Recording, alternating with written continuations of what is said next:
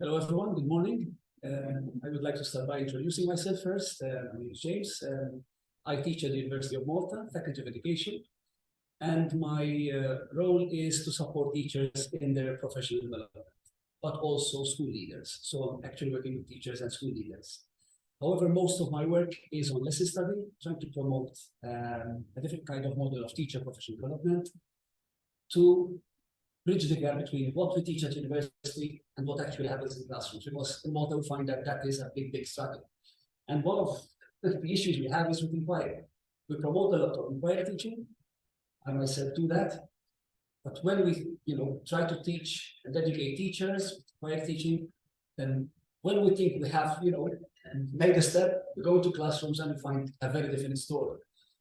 And we really think it's the culture that's the cultural forces and the cultural, challenges that are restricting teachers from making that change. So, just an overview of my presentation. I will start with some literature on lesson study and teaching mathematics to inquiry. Then I will focus a bit on the theory of affordances and constraints that I will be using in order to analyze how and why teachers learn the way they do. Then I will go through the lesson study cycle, just for those of you who would not be so accustomed to it or maybe not have that much knowledge about it. Then I'll focus on the research context, the Maltese research context, where the study was done, methodology, main findings, implications, and a couple of conclusions on this study. So some literature. So I'll start with lesson study, and this is a kind of approach that I found really important because it incorporates in it a lot of what we find in the literature and also in practice of what makes effective professional development. Basically, because it is an ongoing kind of activity, it's a process. So it's not about a one-off session that happens in a school. It's very much practice-based, okay? And it is rated as attributed to be the most important tool currently available to improve teaching, okay? And it has been, lately, there's, I think, worldwide implementation of this study. Obviously, there are critiques of lesson study, but in my work, I've seen potential in lesson study. So in lesson study, what teachers do? Teachers take the role of experts, which is a very new idea for teachers in Malta. Teachers are not valued as experts. The experts are at university. Teachers are there, to just listen to the experts and then try to implement what the experts are saying. I don't really agree with that.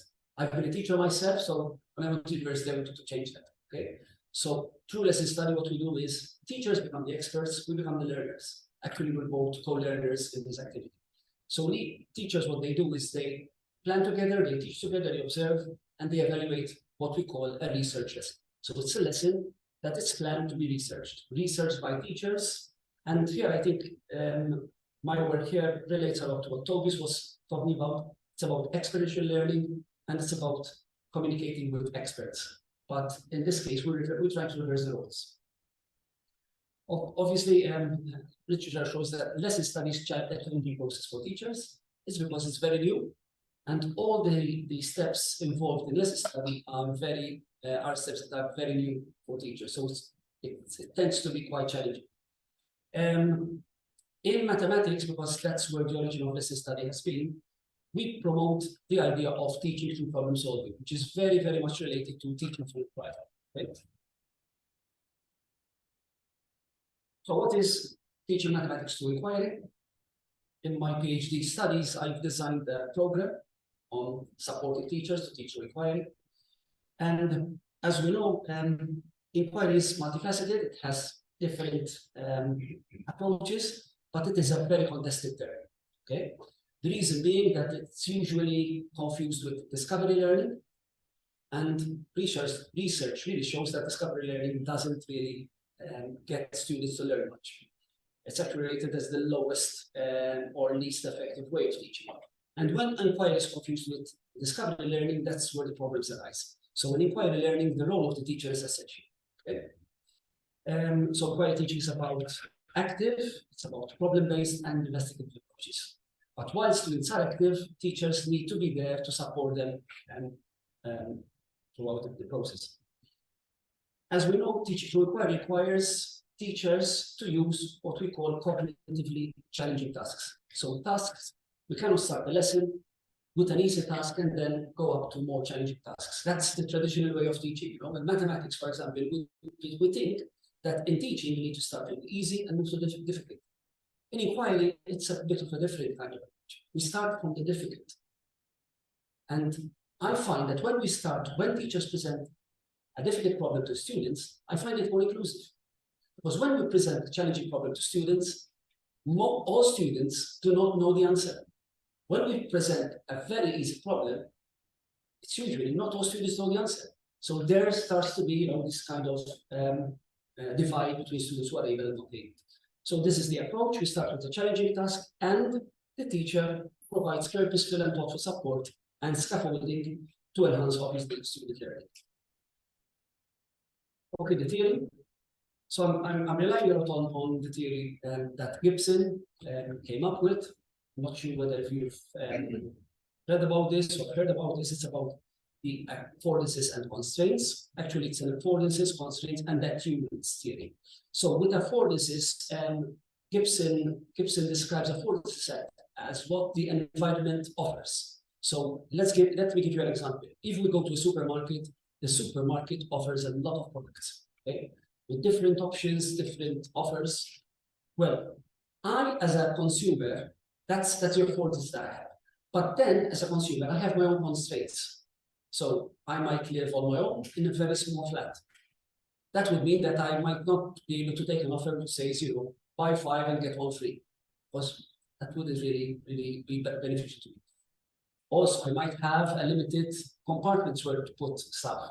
So, and also a particular kind of budget. So within the affordances theory, there are constraints which are guides, okay, and boundaries that I'm applying to teachers now. Okay, so teachers teach in environments that provide boundaries and guides to them.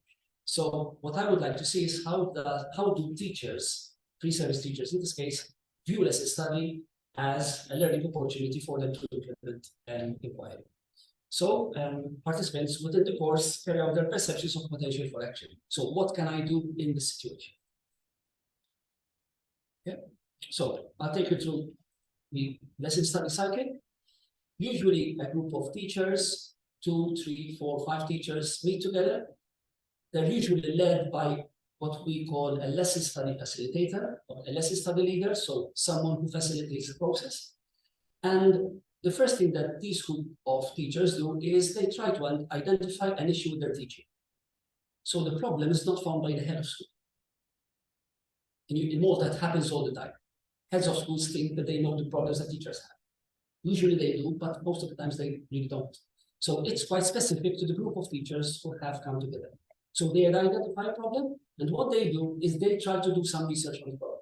What do we know about this problem? Okay, how widespread is this problem? What tentatives have been made in order to try to address this problem? And following that, together with the help of the lesson study facilitator, they plan a lesson. Now, through this process, they can invite an expert, but who they invite is within their remit. They decide who they would want. So the lesson study facilitator might think that the kind of pedagogies that they're trying to use may not really support student learning as much as they would wish. So they might try to appoint an expert who would give them some advice on the pedagogy. Or they might encounter problems with content. I've worked with teachers of mathematics. They have problems with content, some of them. So we would invite someone from university of their choice to help us with the content. Following the plan, which usually takes about 2 to 3 weeks to do it, we teach the lesson. So one of the teachers would teach the lesson while the other would observe. We would have some questions to answer, so the observers would have to collect some data. And following the lesson, we would meet up to reflect and post-lesson discussion. We usually invite someone who has not been part of this lesson study just to give us his advice, his comments, his insights, looking at this lesson as an outsider. Okay, again, chosen or suggested also by the lesson study facilitator. Finally, we try to disseminate what we found, because this is usually an 8-week process. Usually it takes around 10 to 12 hours of work for teachers. They will either encourage teachers to do a presentation, and they share it with other groups of teachers, or we write a lesson study report. So a report that outlines the process of engaging in lesson study. So what I've tried to do is I've tried to use this model in initial teacher education. So usually in initial teacher education, what we try to do is we lecture how we want teachers to teach when they're outside the classroom. So, okay, so we're a bit distant from that. So the context is lesson study. We have collective lesson study Malta. I'm a leader of that program. And the ITE course is the Masters in Teaching and Learning. We have, in this case, 2 part-time MTS students, because in Malta we're struggling to find teachers, especially of mathematics, who would like to become teachers. And the course is about inquiry, and it's an 18-hour blended practice-based course. This is the setting. So why it was done, my previous experience is teaching it through tasks in the university lecture rooms. Doesn't seem to be working out fine. I've worked with, as I said earlier, 2 pre-service teachers of mathematics. From November 2022 to January 2023, it was a 9-week period. So where there were lectures at university and they practiced lesson study in their school placement. And they've learned about inquiry, lesson study, and how they could put it into practice through lesson. The methodology I'll go fast through because I'm running out of time. So they kept a reflective journal, they had an end of course online survey, and a focus group discussion in the end. That's a shot of the classroom, observing students while they're learning mathematics. 3 main findings. It was an opportunity for them to work with experienced colleagues because in this case, the student teachers worked with their mentors. So in Malta, every student teacher has a mentor at the school. They had to create collaborations with another teacher of mathematics at the school, and I myself supported them in this lesson study. So I was a lecturer, but a learner with them, okay? So obviously they couldn't fail in this lesson study, in this course. Another thing that I really, think is with an IT, I don't think students should fail. If a student fails, I think I failed. So it's a learning process for all of us. We tried to, they realized that inquiry was about stimulating student learning, thinking, and making connections. Yet they found it really challenging. That's fine. And particularly the final whole class discussion was for them quite challenging to do. And they also found that modeling experience were really essential. When they could see a model of what they were asked to do, that was really helpful. When we were talking about something and they didn't see a model, that was problematic for them. Remember, these are not experienced teachers, these are teachers who have no experience at all in teaching. My final 2 slides on implications. So I think we need to problematize the importance of planning detailed lessons. In Malta, there's people complaining that writing detailed lessons is not important. I think it's quite important that even in-service teachers do it occasionally, not all the time, but at least 3 times in a year, you would need to do a detailed lesson. You need to get into what you're actually trying to do. Understanding learning about inquiry teaching takes time. And also, we need to do an in-depth study about what teaching through problem solving really means. So what I'm saying here is, we don't have to expect the teachers learn things rapidly. They need time. And these are what we try to propose here as regards to categories are quite challenging. And we need, I think, to consider alternatives of doing a lesson study with pre-service teachers and to get more experienced teachers to engage in this process, because I think it can benefit if they can collaborate collectively. My final 3 points as conclusions. Inquiry teaching and lesson study both are very challenging processes and concepts. I myself have a lot of experience with lesson study and inquiry teaching, and I find that it's reasonable that they are challenging because we're implementing them in a context that is very, very different from, for example, the Japanese education system. Pre-service teachers need ongoing opportunities to collaborate, but they also need just-in-time support. So it's not providing them support, but support when they need it. Because in the case of schools in Malta, we provide support just in case you might need it in 2 or 3 months' time. That doesn't work. Teachers need to knock on the door and find support immediately. Otherwise, it doesn't seem to be helping. And finally, I think we need to include more modeling experiences of how to select a challenging task, how to lead whole class discussion, how to observe a lesson, and also how to reflect on your own practice. That was all from my part. Thank you very much for listening, and I welcome your questions.